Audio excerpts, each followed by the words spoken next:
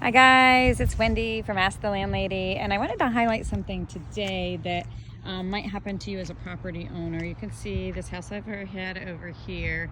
We're having a little issue here, and the problem was that this house that was here, they've now torn it down, caught fire and created actually some damage to the neighbors behind. Their garage had a lot of issues, and just the fire, just the heat going across from this fire, going across this little alleyway, melted our siding just on that little side there.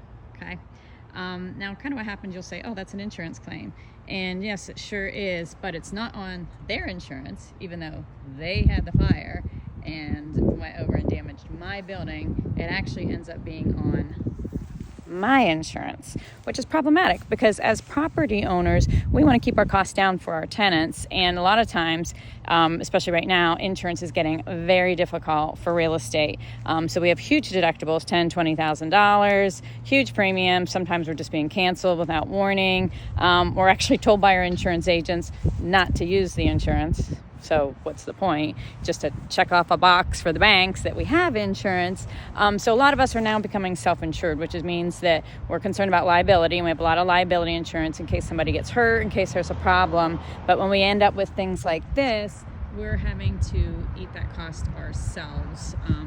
So that's actually what is going on now, is that we are paying somebody just to take care of that one little side of siding there, and then we'll be back in business. So I will report back when it's done. It'll look beautiful, I'm sure, but it's something that insurance did not help me with. So that's something to take into account when you're looking at insurance. If it's something that you only have a couple of things, you might want to make sure you have very low deductibles so that you don't have to eat a $5,000-$6,000 problem. However, you could mitigate it. I mean, after all, this is with this policy that covers a lot of my places downtown, is the first claim I've had in 25 years. So you might say, if something happens every 25 years, a $5,000-$6,000 problem, I can take care of that.